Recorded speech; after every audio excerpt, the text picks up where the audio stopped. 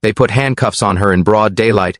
An elderly black woman, gray hair, shaking hands, her only crime?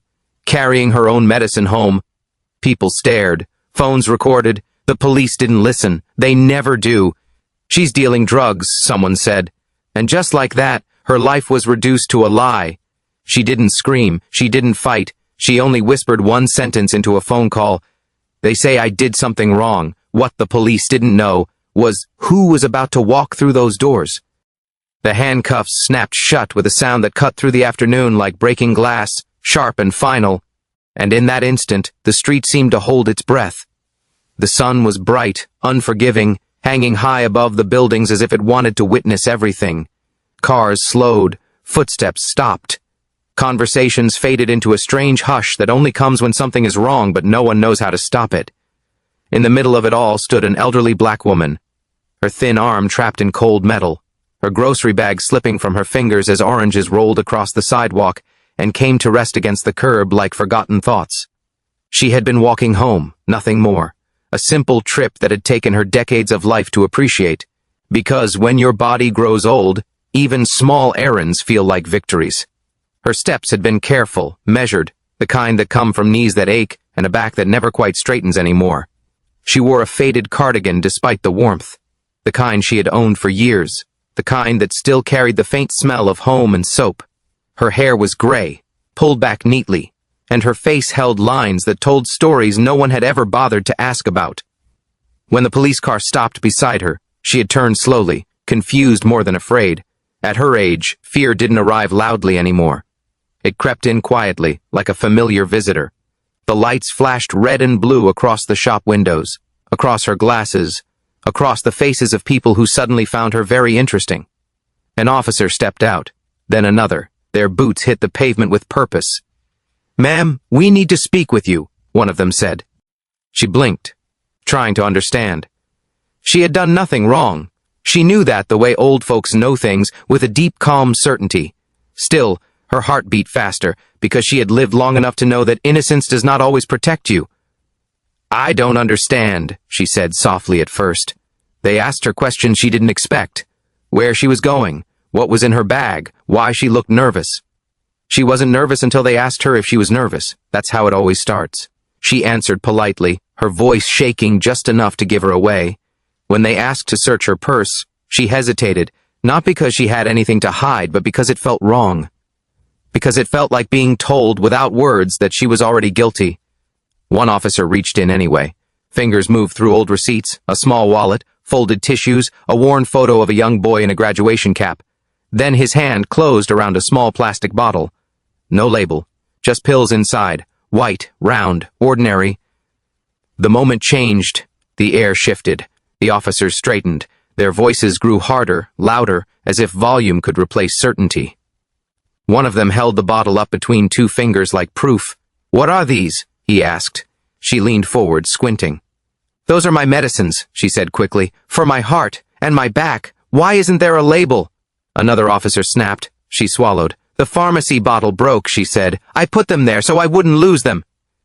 They exchanged a look she had seen before, even if not exactly like this. A look that said the story had already been written. A look that said explanations were just noise now. "Step back, ma'am," one officer said, gripping her arm. She winced, not from pain alone, but from surprise, from the sudden roughness. "Please," she said. "I didn't do anything." The word drugs floated into the air, quiet at first, then louder. Someone in the crowd repeated it under their breath. Another person raised their phone higher. The story was forming, spreading faster than the truth ever could. She tried again. She named her doctor. She named the clinic. She told them how long she had been taking those pills. Her voice cracked, not because she was lying, but because she was begging to be heard. No one responded. They were already moving.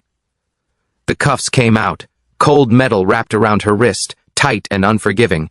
Her skin was thin there, fragile from age, and the pressure sent a sharp sting up her arm. She gasped, a small sound that no one acknowledged. "Hey!" someone shouted from the crowd. "She's old enough to be your grandmother!" The officers didn't turn, didn't pause, didn't explain. They guided her toward the patrol car, and as they did, her grocery bag finally fell. The fruit spilled out completely now, rolling in every direction, bright and alive against the dull gray sidewalk. No one bent down to pick them up. They were just objects, just like her in that moment.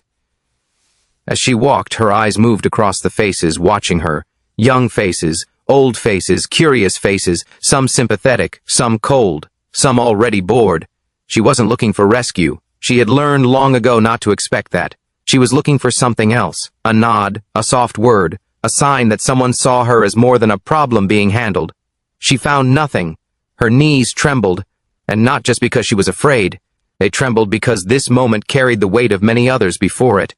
Moments when she had been spoken over, dismissed, reduced, moments when respect had slipped away quietly, without warning, leaving her standing there wondering what she had done to deserve it. They opened the car door. The back seat waited, hard and cramped. She lowered herself slowly, carefully, as if the world had not just turned upside down around her. The door closed with a heavy thud that echoed louder than it should have. Inside the car, the sounds of the street were muffled. The flashing lights still painted everything in harsh colors. She stared at her hands, cuffed together in her lap. Hands that had worked for decades. Hands that had cooked meals, cleaned houses, held children, wiped tears. Hands that now looked small and powerless under steel.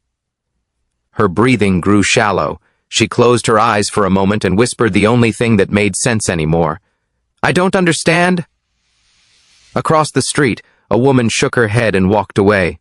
A man lowered his phone, satisfied with the footage he had captured.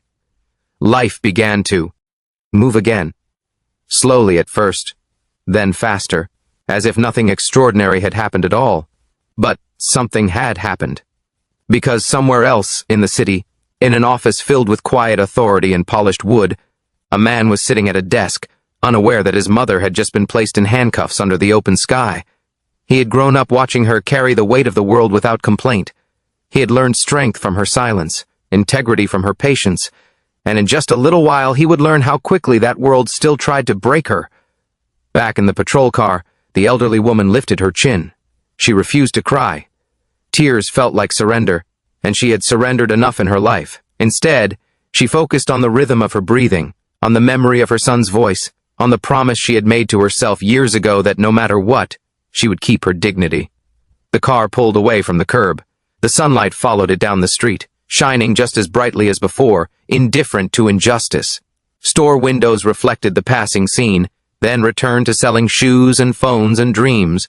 What no one on that street understood was that this arrest would not disappear into paperwork and silence. It would not end with an apology muttered too late, or a quiet release with no consequences. What they could not see was the chain of events already in motion, the collision of two worlds that had never expected to meet like this. They thought they had stopped an old woman with pills in her purse. They had no idea who she had raised, and they had no idea how much this moment, frozen in daylight and watched by strangers, was about to expose far more than they ever intended. The fluorescent lights inside the precinct were harsh and buzzing, the kind that made everything look pale and tired, like color itself had given up. They washed over the room without mercy, settling into the lines of her face, into the deep shadows beneath her eyes. She sat on a hard plastic chair with her hands resting in her lap. The metal cuffs gone now, but the feeling of them still locked into her skin. The air smelled like disinfectant and old coffee.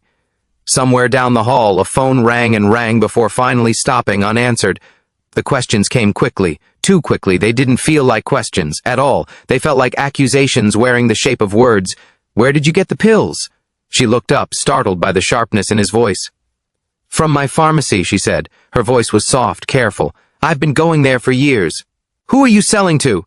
Her brow furrowed in confusion. "Selling," she repeated. "I don't sell anything. Those are for me." The officer leaned back in his chair, arms crossed, eyes narrowed. "Don't lie to us, ma'am."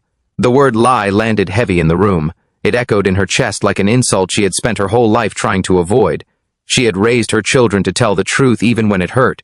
She had told the truth when it cost her jobs, when it cost her comfort, when it would have been easier to stay quiet. And now, here she was, being told that her words meant nothing. She repeated herself, again and again. She spoke the name of her doctor, stumbling slightly over the pronunciation because her mouth was dry. She described the pharmacy on the corner near her church, the one with the cracked sidewalk and the kind woman at the counter who always asked about her knees. Each time she spoke, she watched their faces for signs of belief. Each time, she found none. One officer smirked. Not openly. Just enough to let her know he didn't take her seriously. "They all say that," he muttered under his breath, not caring if she heard. Her heart sank, slow and heavy. She realized then that this wasn't about what she said. It never had been. It was about who she was and how easy it was for them to imagine her as something she had never been. They told her to stand. Her joints protested as she pushed herself up, her body stiff from the cold and the stress. They led her to another room where her fingerprints were taken. One by one, her fingers were pressed against cool glass, inked and rolled like she was being documented, catalogued, reduced to marks and numbers.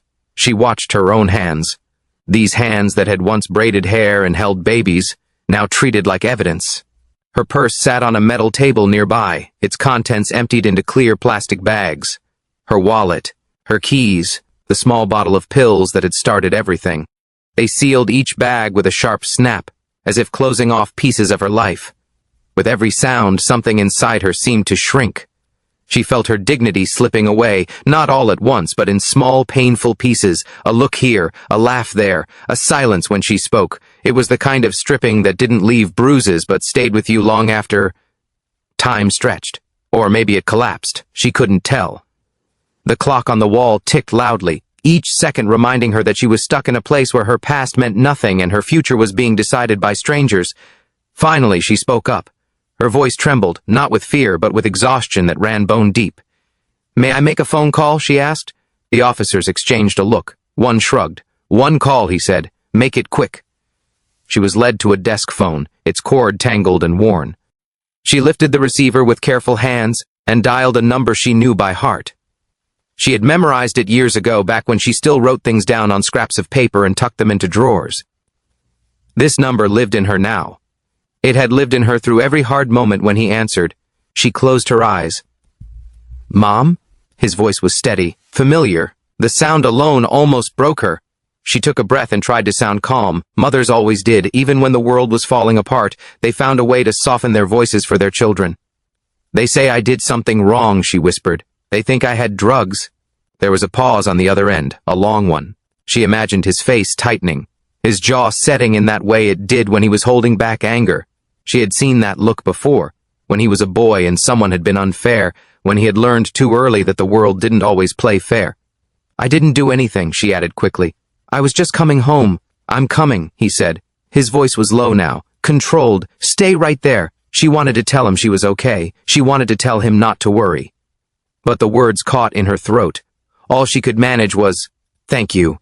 When she hung up the phone, her hand lingered on the receiver for a moment longer than necessary. It felt like the only solid thing in the room. Behind her, the machine of the system kept moving. Papers were filled out, forms were signed, a charge was being typed up, neat and official, suspected possession, elderly black woman, unlabeled pills. The narrative wrote itself, easy and familiar. To them it was simple. Another case, another name. No one asked about her life, about the decades she had spent working service jobs, cleaning offices after hours while others slept. No one asked about the son she had raised alone, about the nights she had gone without so he could have more.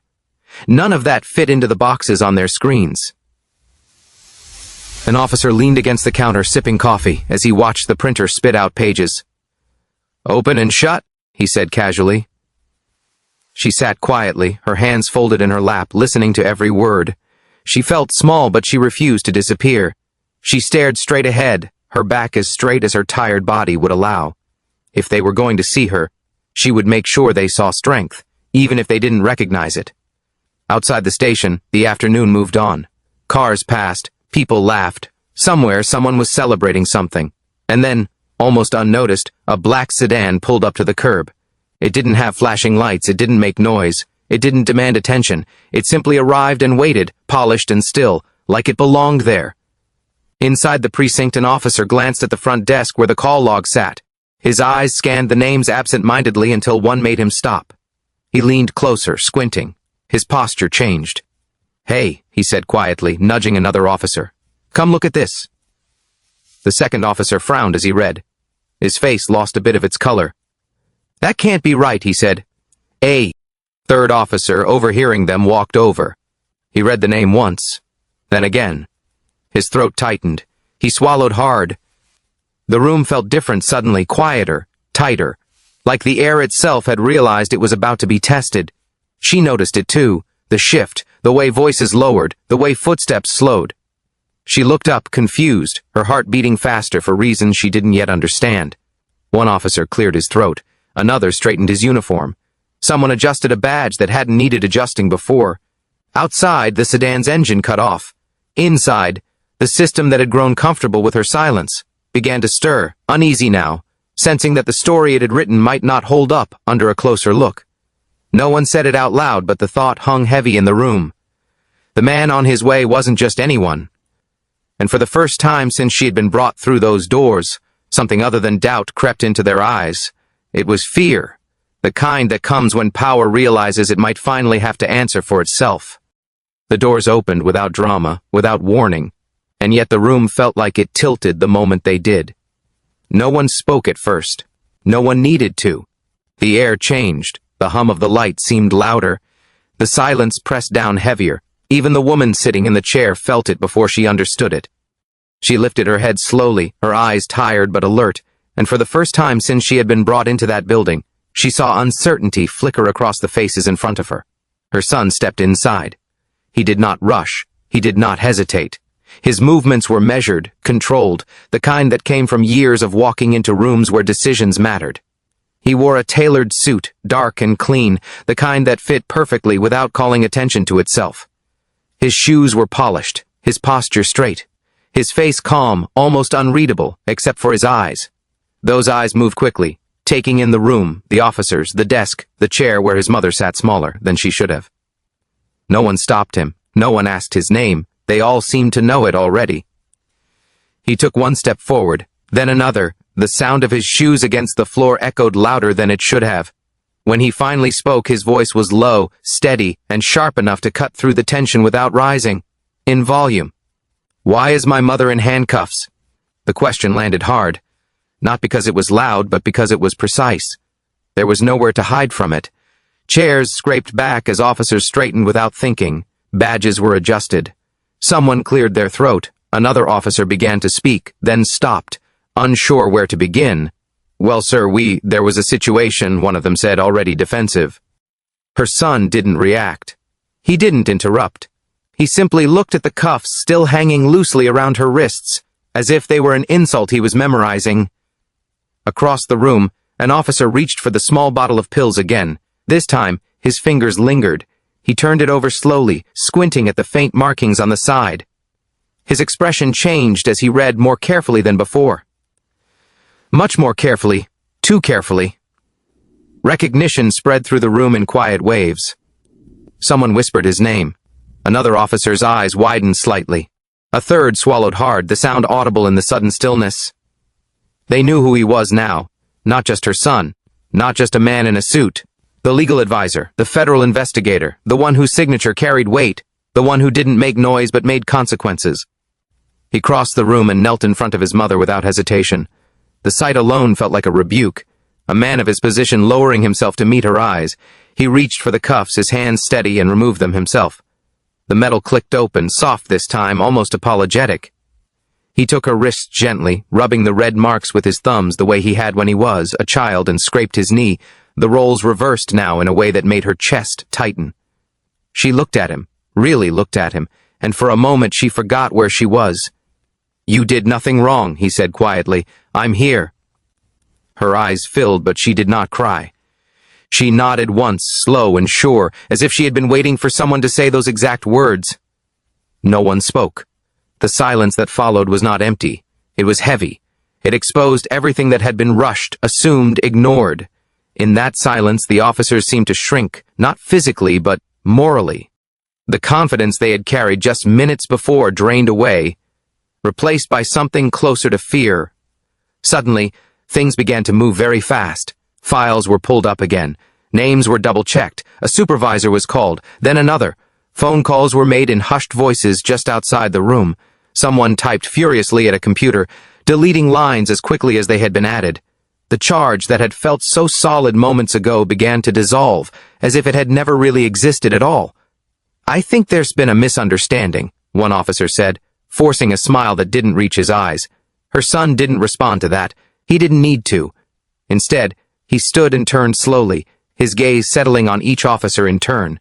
He did not glare, he did not threaten. He simply looked at them, and that felt worse.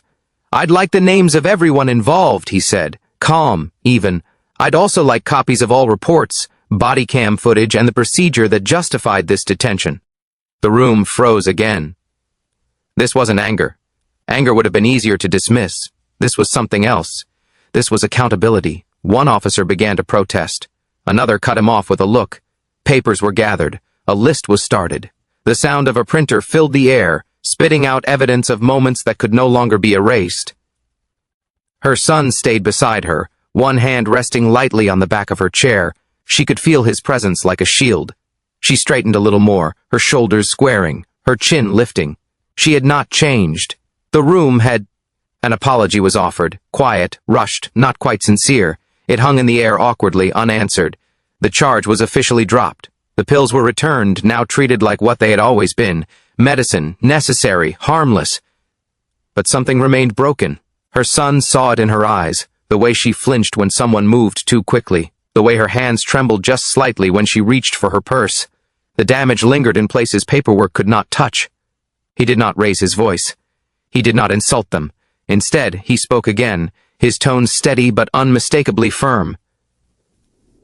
"This isn't just about my mother," he said.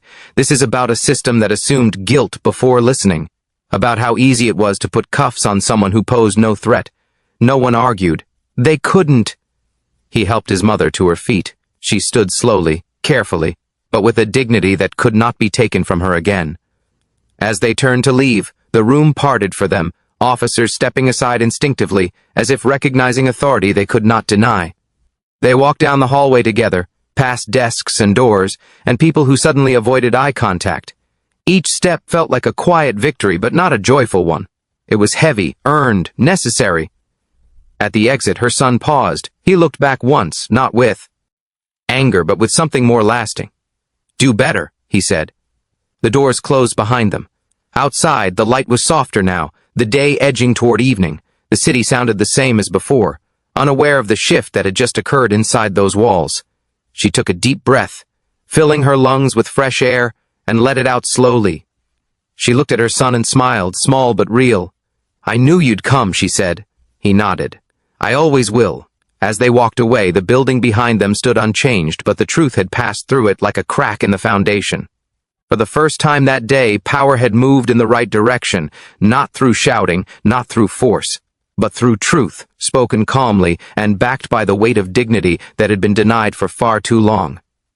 And inside that precinct, long after they were gone, the silence returned. But it was different now. It carried a question that would not easily fade. A question about how many others had sat in that same chair without a son who could walk through those doors. A question about how many injustices had slipped by unnoticed because no one with a tailored suit had come to ask why. The power had shifted, and it would not shift back so easily. They walked out together into the sunlight, and for a moment the brightness felt almost unreal, like stepping into a different world. The same street waited outside, the same cracked sidewalk, the same buildings. Some of the same faces lingered, pretending not to stare. But nothing felt the same anymore. Something invisible had shifted, and even the air seemed lighter, easier to breathe. She paused just outside the doors, letting the warmth of the sun touch her face. It felt like proof that she was still here, proof that what had happened inside those walls had not erased her. Her son stood beside her, close enough that she could feel the steady strength of him without needing to look. She straightened her back without thinking, her posture changing on its own, as if her body remembered something it had almost forgotten. She'd been seen. People watched them now with different eyes, some curious, some confused, some ashamed. A few nodded quietly, not sure why, but sensing that something important had just happened. She did not look down, she did not rush. Each step she took was slow, deliberate, grounded. This was her street, too. It always had been. As they walked away from the station, her son matched his pace to hers. He did not pull her along, he did not hover. He simply walked beside her, the way he had when he was younger and she had been the one guiding him. The roles had shifted, but the bond had not. Behind them, inside the building they had left, the damage control had already begun. Doors closed, voices dropped, a supervisor called another meeting. An internal review was announced quietly, carefully, using words chosen to sound neutral and professional. Procedures were questioned. Policies were reread. Training sessions were scheduled and labeled as mandatory. Not because the world was outraged, not because the cameras were rolling, but because someone with real power had chosen accountability over revenge. That choice mattered more than anyone inside those walls wanted to admit. Names were written down. Footage was reviewed frame by frame. Questions were asked that had not been asked before. Some officers bristled. Some grew defensive. Others sat silently, replaying moments in their minds that now looked different under a brighter light. None of it erased what had happened, but it left a mark, a pause, a warning. At home that evening, the house felt smaller than usual, but warmer, familiar, safe.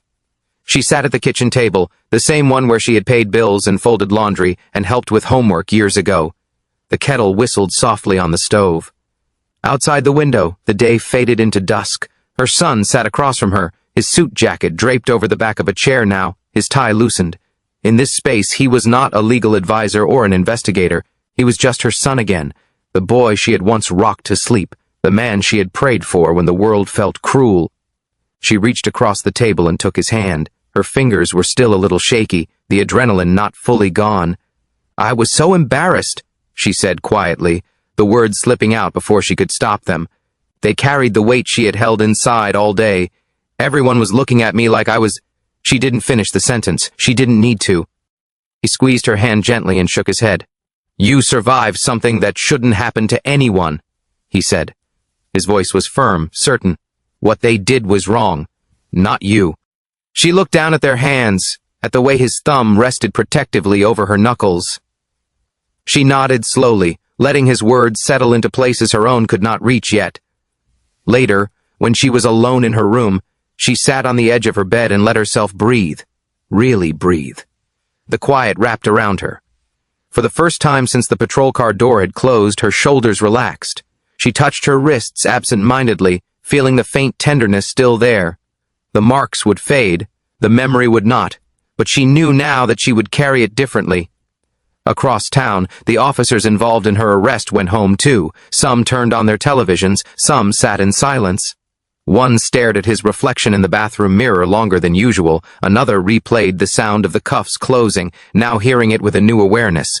They had learned a lesson they would never forget, even if they never spoke about it out loud. They had learned that the people they dismissed so easily often carried lives deeper than their assumptions, that the quiet ones often had stories they could not imagine, that families they underestimated were sometimes far stronger than the systems built to control them. The world did not change overnight. It never does. The next day, someone else was questioned too harshly. Someone else was doubted. Someone else felt small under authority that did not bother to listen. But one moment had changed. One line had been drawn, because one woman had been seen. In the days that followed, her life slowly returned to its rhythms. She went back to her routines, the grocery store, the church, the neighbors who smiled and asked how she was doing, sensing something had happened, even if they did not know the details. She answered honestly when she could, briefly when she couldn't. Sometimes in quiet moments the memory came back without warning. The sound of the lights, the tone of the questions, the cold certainty in voices that had already decided her guilt. When it did, she reminded herself of how she had walked out of that building. Upright, unbroken. Her son checked in often, calling more than usual, stopping by just to sit with her. He did not treat her like she was fragile. He treated her like she was strong, because that was how he had always seen her. Weeks later, a notice was posted quietly in the precinct, a reminder about procedure, about respect, about assumptions. Most people walked past it without much thought. But a few stopped. A few read it carefully. A few felt the weight of what it represented. No headlines were written, no speeches were made. But something lingered, a question, a hesitation before the next set of cuffs came out. A second look at a person who did not fit the usual narrative. And that mattered, because dignity does not come from wealth or titles or the power to walk into a room and make it silent. It comes from recognizing humanity before it is forced upon you. from listening before judging, from seeing people as they are, not as the easiest story to tell about them. The lesson is simple, simple enough to be missed. Never mistake silence for weakness. Some of the strongest people in the world have learned to endure quietly because they had no other choice. Never assume power defines worth. Power shifts, titles change, humanity does not. And never forget that the way you treat the most vulnerable says everything about who you are, especially when you think no one important is watching. That afternoon in the sunlight did not erase injustice, but it reminded everyone involved of something easy to forget. Respect is not a reward, it is a responsibility, and when it is denied, it leaves scars deeper than any mark a pair of handcuffs ever could. She knew that now. And because of her, so did they.